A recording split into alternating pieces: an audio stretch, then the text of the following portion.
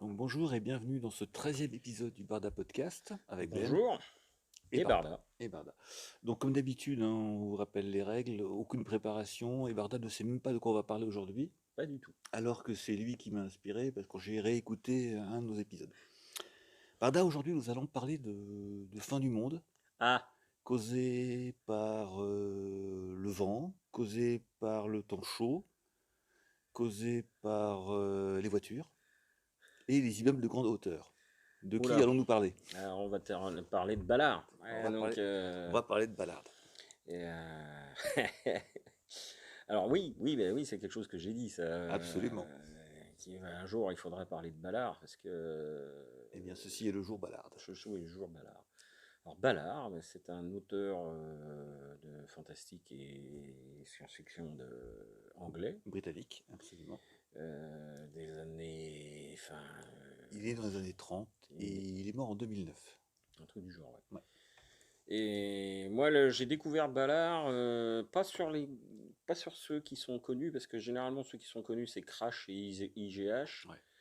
Euh, je l'ai lu sur un truc qui s'appelait Salut l'Amérique Salut l'Amérique, ouais. C'est Salut si l'Amérique. c'est Salut l'Amérique. Et après, des recueils genre La forêt de cristal ou des choses comme ça. Et Ballard est un auteur où généralement on a des situations qui pourraient être des situations contemporaines et sans sans aucun élément de SF particulier au départ. Surtout Mhm. là, je pense surtout à La forêt de Forêt de cristal, cristal. etc. Et d'un seul coup, il y a une dérive. En fait, on est dans un environnement qui devient fantastique et où il y a des choses qui se passent. La forêt se cristallise, les animaux aussi. Mhm. Il y a des retours en arrière. Et en fait, c'est l'environnement autour de soi devient différent, incompréhensible et violent généralement. Enfin, oui, Exactement. ils t'en veulent un peu quand même. Donc ça peut être la météo qui déraille d'un seul coup et on ne sait pas très bien pourquoi. D'ailleurs, c'est pas Mm, vraiment expliqué dans les différents bouquins.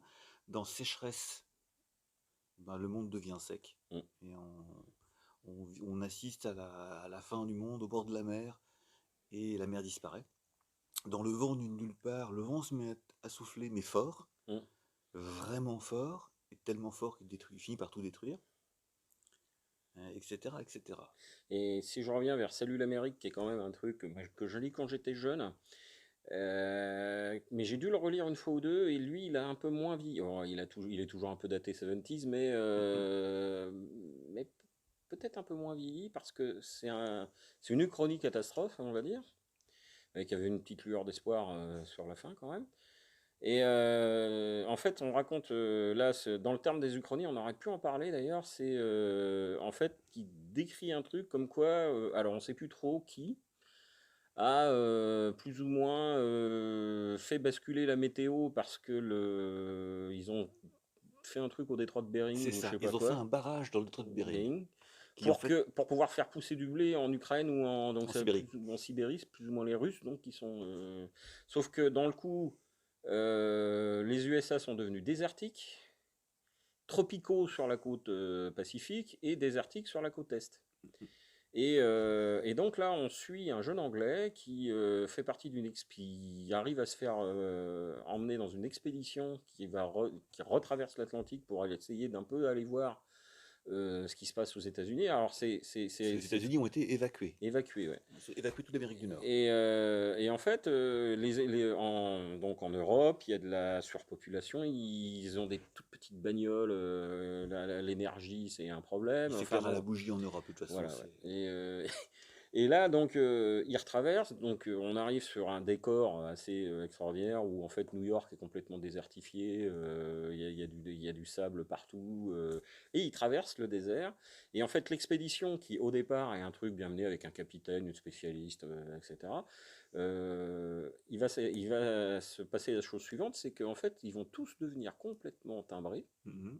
partir chacun dans leur problématique mentale et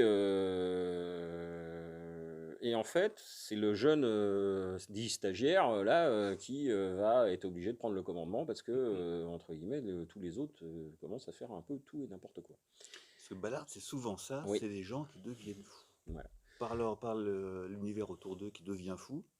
Alors le livre est intéressant parce que ils vont traverser le désert, ils vont trouver des gens qui sont restés en fait, Mhm. qui portent des noms de l'ancienne culture, c'est-à-dire que ils trouvent, ils survivent un peu comme des Fremen, hein, c'est assez Mhm. rigolo. Et sauf que ils rencontrent une famille. Alors il y a un couple, il y a lui, je sais plus comment il s'appelle, la femme s'appelle Rank Xerox parce que c'est à faire de la reproduction. Voilà. Et le mec s'appelle je sais plus quoi, c'est un nom de marque. En fait, ils ont des en prénom, Genre nom, General Electric, ce genre de ouais, choses, j'ai ils plus ont le des nom en noms tête. de marques de produits. Il y en a un Mhm. qui doit s'appeler Coca-Cola. Enfin bon, c'est assez rigolo. Ils revivent le monde d'avant par leur nom. Ouais. Donc tout est un voyage vers assez éprouvant vers la côte ouest, où ils trouvent effectivement qu'il y a une civilisation qui est restée, parce qu'il y a du courant encore à Mhm. Las Vegas ou à Los Angeles, je ne sais plus exactement, et sauf que c'est aux mains d'un mec qui est complètement barjot. Enfin, on va laisser Voilà, reste de la l'histoire. fin du bouquin. Il y a une... c'est quand même un bouquin c'est rare chez Ballard, mais qui se termine plutôt bien. Trop mal, ouais. Ouais, pas trop mal. Crash, il savait quand même, c'est quand même un truc qui est, moi j'ai dû en lire des bouts, mais je me souviens plus trop. C'est quand même des gens qui prennent leurs pieds pendant Alors, des accidents de voiture. voilà, c'est un peu C'est ça. Il y a un lien très trouble entre conduite automobile et- et accident accident et et vie plaisir. sexuelle. Voilà, donc Donc en fait, là aussi, les gens deviennent petit à petit fous à cause de leur bagnole, à cause du fait qu'ils conduisent leur voiture dans des environnements un petit peu hostiles. Et le héros, doit s'appeler Ballard derrière, il me semble, rencontre un type qui le fait entrer dans sa folie des voitures. Bon, ça finit assez mal pour tout le monde, mais il n'y a aucun élément de SF réellement dans ce non. bouquin, si ce n'est l'évolution des personnages dans notre monde moderne qui les fait devenir fous par le biais de la voiture. Et moi j'ai un souvenir, par contre, de la façon dont il écrit. Ça doit être dans la forêt de cristal, je crois, où effectivement on lit et en plein milieu d'une page, et on continue de lire et on est obligé de revenir en arrière parce qu'en fait on s'appelle, mais il me parle d'autre chose là, on est ailleurs, etc. Ouais. Et en fait, on est obligé de relire précisément, on s'aperçoit qu'en plein milieu de la page, mais même pas en milieu d'une phrase, en fait, il a changé de sujet. On n'est plus dans le même endroit, on fait plus la même chose, etc. Et on se dit, mais là, c'est une erreur d'impression. Enfin bon, il y a tous Il y a des transitions très très brutales ah dans le ben c'est texte, c'est plus que clair. brutal, c'est carrément. Et en fait, on se dit, mais sur le coup, on comprend pas. On lit 14 fois le même chapitre, enfin le même paragraphe, en se disant, mais qu'est-ce que c'est que ce bazar? Et en fait, c'est comme s'ils marchaient, ils sont dans une maison, etc. Et d'un seul coup, ils se retrouvent à marcher au milieu de la forêt, où ils étaient dans un sens, ils sont dans l'autre. Et en fait, ce qui est rigolo, c'est qu'en fait, une page et demie plus tard, le héros s'aperçoit de ça. Il dit, ah mais qu'est-ce qu'on fout là? Parce qu'en fait, tout à l'heure, on On était en n'était train pas de là. faire autre chose. Et là, c'est une manière de malmener le lecteur et de faire ces transitions-là vraiment très particulières. Et alors, on va en arriver au point où, à expliquer un petit peu ce qui est intéressant chez Ballard. En plus, c'est que pour ceux qui ont vu le film ou lu le livre Empire du Soleil, alors on va rappeler vite fait Empire du Soleil, c'est l'histoire d'un petit garçon anglais dont ses parents sont diplomates à Hong Kong. En 41. En 41, en 40, Oui, qui et 40. subissent en fait l'invasion japonaise en Chine, donc à Hong Kong. Il y a panique à Hong Kong. Et le petit gamin, lui, c'est un fan d'avion. Et il est fan des avions japonais parce qu'il considère que le Zéro est un super avion, etc. C'est important dans l'histoire. Et en fait, pendant les scènes de panique, l'évacuation des Anglais de Hong Kong, il est traîné, il y a un mouvement de foule, il est traîné par ses parents, etc. Et il perd la main de sa mère, et donc il perd ses parents. Ses parents sont évacués en Angleterre, et lui, il reste à Hong Kong. Et il survit au début à se traîner de maison en maison, avec des gens apparemment plutôt peu recommandables qui se mettent à piller, etc. Mais il survit un peu comme ça, c'est Mhm. un peu sur la thème de la survie. Il finit par se faire prendre par les Japonais, donc pour être envoyé en camp. Mhm. Donc il est interné en camp en 40 et il vit en camp. Donc les camps japonais n'étaient pas quand même très réputés pour leur humanisme et leur... Mhm. Et il a 10 ans, hein. et il a 10 ans le gamin, ouais. Et il passe de 10 à 14 ans, puisque en camp de prisonniers japonais, qui jouxte une base aérienne japonaise d'où décollent des héros, et donc il y a toute une histoire avec de respect par rapport aux pilotes, etc. C'est assez bien fait dans le film. Mhm. Et ce qui est bien fait, c'est qu'en fait, à un moment donné, donc il y a de la souffrance, il y a de la faim, il y a de la débrouille, parce que lui, en fait, pour lui, c'est une vie normale. Il fait comme si c'était une vie normale. Il joue la débrouillardise dans le camp, et ils sont emmenés à un moment donné en convoi de prisonniers ailleurs. Alors donc il y a une scène assez caractéristique où ils se retrouvent dans un espèce de stade où ont été entreposées toutes les richesses des Anglais. Alors ils retrouvent des commodes, Mhm. et apparemment potentiellement des objets qui appartenaient à sa famille. Il trouve la voiture de ses parents, non? Oui, oui, un truc du Un truc genre. comme ça. Et en fait, à un moment donné, il voit une grosse lueur. Alors, il y a de moins en moins à manger. Les gens tombent comme des mouches le long de la route. Et à un moment donné, il voit une lueur. Alors, lui, il dit qu'il a vu la lueur. Ils auraient vu une lueur à un moment donné à l'horizon. Et il pense que qu'il aurait vu l'explosion de Nagasaki, Nagasaki, ouais. etc. À ce moment-là, des bandades des Japonais qui les laissent tout seuls. Et lui, bah, qu'est-ce qu'il fait? Il revient dans le camp. Comme lui, sa réalité, c'est le camp de prisonniers, et c'est là qu'il a vécu. Donc il revient dans le camp de prisonniers dans lequel il était enfermé, tout seul. Mhm. Il trouve des restes de nourriture, des machins, un blouson de pilote japonais. Il Et se en fait, débrouille. il se débrouille, il fait du vélo, il s'amuse là où il pouvait pas s'amuser à faire du vélo dans tout le campement. Et une des scènes de fin, c'est qu'en fait, vous le voyez, il roule en criant, en hurlant, en chantant. Jusqu'à temps qu'il y ait une main qui arrête le guidon du vélo, et en fait, c'est un GI qui vient de l'arrêter parce que, mais qui tu es, qu'est-ce que tu fais là? Et en fait, lui, il éclate de rire. En fait, il a un peu perdu Mhm. la raison. Et en fait, bon, pour le côté US larmoyant machin du film, bah, il retrouve ses parents à la fin. Et ça, en fait, Donc c'est ce qu'a c'est la vécu vie Ballard, de donc Ballard. ce qu'il a vécu. C'est pas un roman, c'est autobiographique. Enfin, il y a des parties romancées sans doute, mais et en fait, c'est sa vie. Donc on comprend mieux quand on voit et qu'on lit ça que Ballard il va déjà pas très bien dans sa tête tout seul, qu'il a passé par des moments, et on comprend mieux cette obsession pour les voyages ou les choses et les changements, ou quand tout l'univers autour de soi Bascule. bascule, sur les bascules, sur les moments de bascule, sur le reste de ce qui vous entoure qui est dangereux, violent, etc. Et donc on comprend mieux pourquoi il écrit tout ça. Après ça, Ballard est rentré en Angleterre, mais il a jamais réussi à vraiment s'intégrer dans la vie policée Hum, de la Grande-Bretagne des années 50-60. Donc il a commencé à écrire. Je crois qu'il a dû commencer par Forêt de Cristal, ou je ne sais hum, plus exactement. Peu importe. Et donc il a écrit des livres de plus en plus bizarres et destroy, hum, et qui ont quand même rencontré un certain succès. Il a bossé un peu dans la pub, mais après il a fait surtout de l'édition.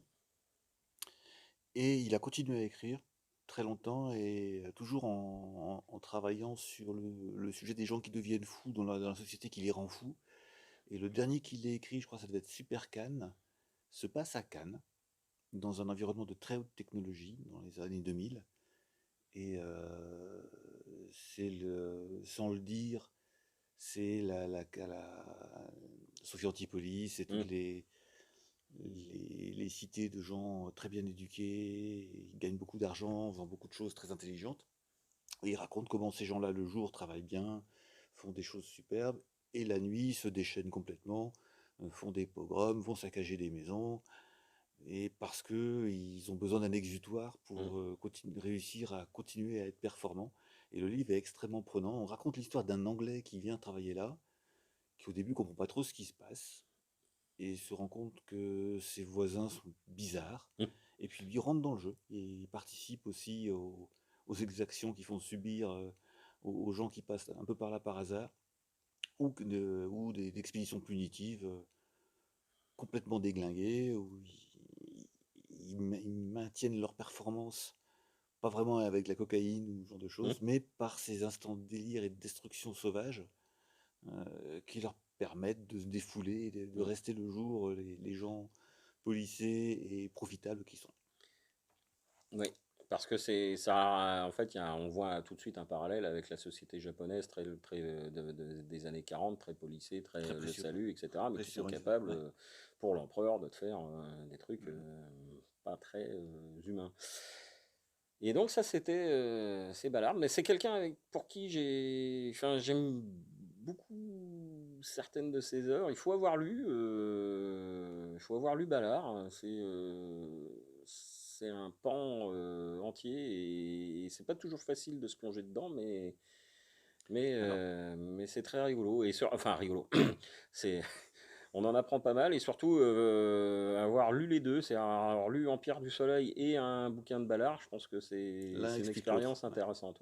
Ouais. Moi, celui que j'avais préféré s'appelait Le vent venu de nulle part et raconte un- qu'un jour un vent constant se lève euh, dans des conditions météo qu'on comprend pas très bien, mais du coup, très rapidement, tout vol d'avion devient impossible, tout transport aérien devient absolument impossible, les gratte-ciels commencent à s'effriter, et puis ce vent puissant qui était d'abord de l'altitude commence à descendre, donc de plus en plus il a du mal à se déplacer. Et à la fin de l'histoire, les personnages se déplacent en blindés lourds, lestés de l'armée britannique pour ne pas être emportés Mm. par le vent. Et face à cette nature qui se déchaîne, il y a un milliardaire qui se dresse et qui décide que lui va construire quelque chose qui va résister. Et il construit une immense pyramide en béton pour abriter les derniers humains qui vont vivre, parce qu'évidemment le vent commence à tuer un peu après tout le monde. Et bien sûr, le vent redouble jusqu'au moment où cette pyramide sera balayée comme le reste de l'humanité. Et une fois qu'elle aura été balayée, ben, le vent s'arrêtera. Sans d'explication, la Terre a un accès de folie, et Mm. voilà. Et c'est un peu ça la vie qu'imagine Ballard. Il y a des accès de folie, Mm. parce que la vie, parfois, elle est impossible à supporter ou à surmonter. Donc, des accès de folie qui la rendent possible. Ah, c'est pas des plus, c'est un peu bleu, C'est c'est glauque, noir, hein, hein, c'est noir. Ouais, ouais. c'est pas très, c'est pas ce qu'il y a de plus avec l'espoir, hein, Ouais. mais mm. Eh bien, mon Bardard, on est déjà à presque Oui, 18 minutes, donc on va passer à nos suggestions. oui. Alors j'ai pas encore Comme tu réfléchi, n'as donc rien préparé, j'ai rien préparé comme d'habitude, mais donc moi c'est j'en ai une qui est un vieux livre aussi des années peut-être 60, un livre français qui s'appelait La Nuit des Temps de René Barjavel, qui est sans doute celui que je oui. préfère dans tout ce qu'il a écrit, qui est à la fois une histoire de civilisation perdue et retrouvée sous le pôle sud, et une histoire d'amour aussi. Mhm. Mais c'est très très bien écrit. Je pense que c'est le meilleur livre que Barjavel ait écrit. Et c'est un livre que j'ai lu au collège et que j'ai dû relire très régulièrement pendant des années après. Mhm. Donc La Nuit des Temps, trouvable n'importe où. La dernière fois que je l'ai lu, il est en presse-pocket, mais il est un peu en folio aussi, il doit être. Mais très facile à lire, très agréable et très très prenant. Montparnasse.